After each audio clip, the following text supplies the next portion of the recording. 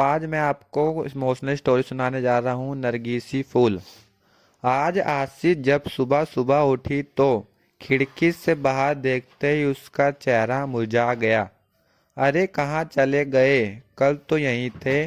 इतने महीनों से रोज सुबह दोनों को देखना उसकी आदत सा बन चुका था, और आज जब दोनों अपनी जगह पर नहीं थे तो आशी को कुछ खाली खाली सा लग रहा था। सुबह सुबह बस वो दोनों सामने दिख जाते तो आशी का रोम रोम पुलकित हो उठता था, सुवासित हो उठती थी। उसकी सांसें, मन एक अद्भुत खुशी महसूस करने लगता, और सबसे खास बात तो इन सब का सकारात्मक प्रभाव पड़ता उसके मन मस्तिष्क पर, और कलम खुद ब खुद कोई गीत लिखने लगती।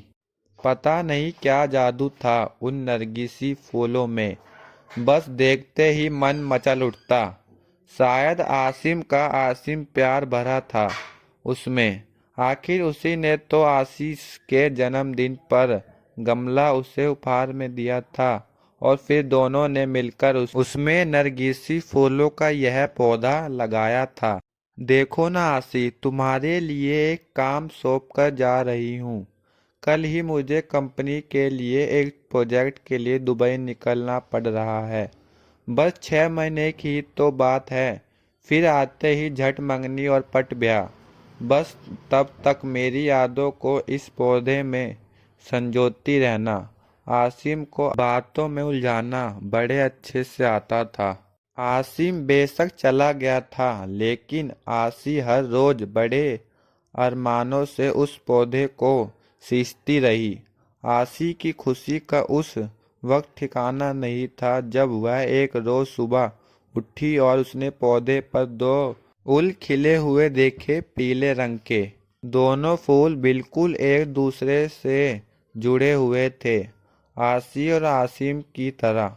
आशी रोज उन फूलों को निहारती रहती और आसिम को याद करती। आशी की रोज आसिम से फोन पर बात होती थी। भला 2 साल से चल रहा यह प्रेम दूरियों से कैसे कम हो सकता था? इसी प्रेम की शक्ति ने तो उसे क्या से क्या बना दिया। कभी किसी को चिट्ठी पत्री में दो अक्षर ना लिखने वाली आशी की कला आज अनवरत चलने लगी थी। अपने जज्बातों की स्याही से भिगोकर क्या क्या ना लिख डाला था उसने।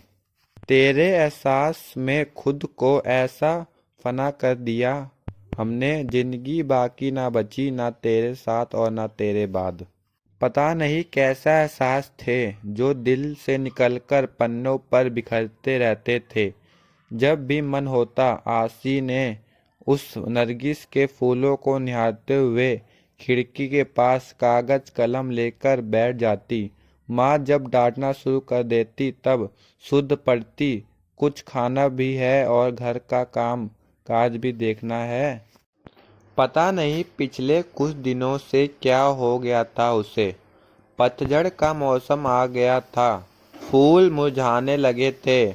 माली से पूछकर खाद पानी भी डाला। आसिम को फोन पर बताया तो वह भी पहले खूब हंसा, फिर बोला पतझड़ बीत जाने दो, सब कुछ ठीक हो जाएगा। आशी फिर भी आश्वस्त नहीं हो पा रही थी। अब तो बसंत की बहार भी छाने लगी थी, चारों तरफ एक मीठी बयार बहने लगी थी, लेकिन फिर भी आशी को कुछ सही नहीं लग रहा था। आज भी उन फूलों को देखने बिना बेचैनी बढ़ रही थी। आशी कागज कलम फेंक कर बाहर आ गई थी और गमले के आसपास ही चहल कदमी करने लगी। कुछ समझ नहीं आ रहा था कि क्या हो रहा है। इसी सोच में उसे यह भी ध्यान नहीं आ रहा कि काफी देर से बाहर की घंटी बज रही है। आशी कहाँ खोई हुई हो? दरवाजे पर कब से घंटी बजा रही है, ध्यान कहाँ है? मान ने दरवाजे की ओर जाते हुए पूछा। इससे पहले कि आशी संभल पाती, दरवाजे पर आसिम खड़ा था, मुस्कुराते हुए हाथों से नरगिसी फूल लिए।